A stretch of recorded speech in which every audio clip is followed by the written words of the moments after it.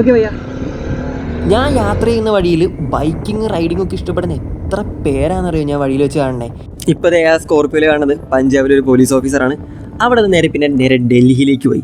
ഡൽഹിയിൽ പിന്നെ ഏറ്റവും വേഴ്സ്റ്റ് സ്ട്രീറ്റായ കരോൾ ബാഗിൻ്റെ ഇടയ്ക്ക് വരയ്ക്കും കയറി. പിന്നെ അവസാനം ഞാൻ ഡൽഹിയിൽ വെച്ച് എൻ്റെ കുറേ ലഗേജുകൾ വെച്ചിട്ടുണ്ടായിരുന്നു. അപ്പോൾ ആ ലഗേജൊക്കെയും എന്തായാലും ഞാൻ തിരിച്ച് കളക്ട് ചെയ്തു. അത് കഴിഞ്ഞിട്ട് ഇനി ഇന്ത്യയുടെ താഴേക്ക് പോകുന്ന സമയത്ത് എനിക്ക് കുറേ വിൻ്റർ ക്ലോത്ത്സ് കാര്യങ്ങളൊന്നും വേണ്ട. അതൊക്കെ ഞാൻ നേരെ കുറേ അറിയാമെന്ന് വെച്ച്. അതിനുശേഷം ഡൽഹി എക്സ്പ്ലോർ ചെയ്യാനായിരുന്നു പ്ലാൻ. പക്ഷേ ഇന്ത്യ ഗേറ്റിൻ്റെ സൈഡിലൊന്നും ബൈക്കൊന്നും പാർക്ക് ചെയ്യാൻ പറ്റാത്തതുകൊണ്ട് ഞാൻ റാപ്പിഡോ എടുക്കാമെന്ന് വെച്ച്. അങ്ങനെ റാപ്പിഡോ കയറിയിട്ടാണ് ഇന്ത്യ ഗേറ്റ് എത്തുന്നത്. അങ്ങനെ അവിടെയും കുറച്ച് നേരം ഫോട്ടോസൊക്കെ എടുത്തതിന് ശേഷം കുറച്ച് നല്ല സുഹൃത്തുക്കളേക്കും കണ്ടു. അങ്ങനെ അവരുടെയൊക്കെ ഇപ്പം സംസാരിച്ചതിന് ശേഷം നേരെ കുത്തബ് മീനാറിലേക്ക് വന്നിച്ചു. അവിടേക്ക് നേരെ റാപ്പിഡോ പിടിച്ചു. അങ്ങനെ റാപ്പിഡോയ്ക്കും പിടിച്ച് നേരെ കുത്തബ് മീനാർ എത്തിക്കഴിഞ്ഞപ്പോൾ ഒടുക്കത്ത തിരക്ക്. എൻ്റെ പൊന്നു സഹിക്കാൻ പറ്റാത്ത തിരക്കായിരുന്നു. ആ ഒരു തിരക്കണ്ടോടി കുത്തബ് മീനാർ കയറേണ്ട തീരുമാനിച്ച്. പിന്നെ അവിടെ നിന്ന് തിരിച്ച് നടന്നു പോകുന്ന സമയത്ത് ഒരാൾ എൻ്റെ പിന്നാലെ വന്നുകൊണ്ടിരിക്കുന്നു. അപ്പം ഇച്ചിരി ബിസ്ക്കറ്റ് കൊടുത്തു. പക്ഷെ അതിനുശേഷം പിന്നാലെ വന്നുകൊണ്ടിരിക്കുന്നു. ഏക് ബിച്ചായേ എവിടോ അവനിരിക്കണൊക്കെ കാണണം. വെയിറ്റ് ചെയ്യാനായിട്ട് പാവം വെച്ചെന്നിരിക്കുന്നത് കണ്ടുകൊണ്ട് അവൻ എൻ്റെ കയ്യിലുള്ള കുറച്ചുകൂടി ബിസ്ക്കറ്റ് കൊടുത്തതിന് ശേഷം നേരെ ഡൽഹിയിലുള്ള കരോൾ ബാഗിലേക്ക് പോയി. തെറ്റപ്പോട്ടെ എൻ്റെ പൊട്ടിപ്പോയ ഹാൻഡിൽ ഗാർഡ് നേരെ കരോൾ ബാഗിന് ഫിറ്റ് ചെയ്യിപ്പിച്ചു.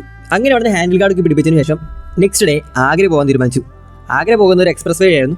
ആ സമയത്ത് ഹാൻഡിൽ വെച്ച് കണ്ട വിഷ്ണു ബ്രോനെ കണ്ടു. വിഷ്ണു ബ്രോ ഞാൻ ഹാൻഡിലേക്ക് പോകുന്ന വഴിക്കാണ് പരിചയപ്പെട്ടത്. ആൾ നേരെ മണാലി വഴിയാണ് പോയത്. പക്ഷേ ആൾക്ക് മണാലി വഴി പോകുന്ന സമയത്ത് അവിടെ -16 ടെമ്പറേച്ചർ. ആൾക്ക് ആ വഴി കൂടെ പോയി കഴിഞ്ഞിട്ട് കൈക്ക് ഫ്രോസ്റ്റ് ബൈറ്റ് പിടിച്ചു. അത് കഴിഞ്ഞിട്ട് ചൂടുവെള്ളത്തിൽ മുക്കി കഴിഞ്ഞിട്ടാണ് ആൾ ആ ഒരു ഫ്രോസ്റ്റ് ബൈറ്റിൽ നിന്ന് റിക്കവർ ചെയ്ത് വന്നത്. ആ ഒരു ഫ്രോസ്റ്റ് ബൈറ്റിൽ നിന്ന് റിക്കവർ ചെയ്ത് വരാമെന്ന് പറഞ്ഞാൽ തന്നെ സെയിം സിറ്റുവേഷനാണ്. പിന്നെയും അവിടെ ബൈക്ക് നിർത്തി ഇതൊക്കെയും കണ്ടപ്പോൾ കുറച്ച് പയ്യന്മാരൊക്കെ വന്ന് യൂട്യൂബർ എല്ലാം നോക്കി വന്ന് സംസാരിച്ചു. അങ്ങനെ കുറച്ച് നേരം അവരോടൊക്കെ സംസാരിച്ചതിന് ശേഷം നേരെ ആഗ്രയിലേക്ക് പോയി. അങ്ങനെ ആഗ്രയിലെ തിരക്കൊക്കെ കടന്ന് എങ്ങനെയോ താജ്മഹൽ എത്തി. താജ്മഹൽ കാണാൻ പോകാമെന്ന് പറഞ്ഞാൽ തന്നെ ഒടുക്കത്തെ തിരക്കാണ് അവിടെ. വീക്കെൻഡുകളിൽ ജന്മത്ത് പോകരുത്. മൺഡേ ടു ഫ്രൈഡേയിൽ എപ്പോഴെങ്കിലും പോവുക.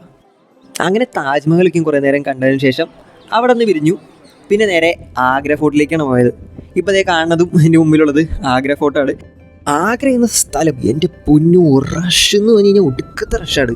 അവിടെയുള്ള സ്ട്രീറ്റ്സും പൊടിയും എല്ലാം എന്ന് വെച്ച് കഴിഞ്ഞാൽ ഇത്തിരി ഒരു തരണം ചെയ്യാന്ന് വെച്ചാൽ ഭയങ്കര ടാസ്ക്കാണ്. അങ്ങനെ പാതിര യാത്ര ചെയ്യുമ്പോൾ ആഗ്രയിൽ നിന്ന് തിരിച്ച് ഡൽഹി എത്തി. അങ്ങനെ നെക്സ്റ്റ് ഡേ ഡൽഹിയിലുള്ള കസിൻസിനോട് ബൈ പറഞ്ഞതിന് ശേഷം യാത്ര തുടരാണ്.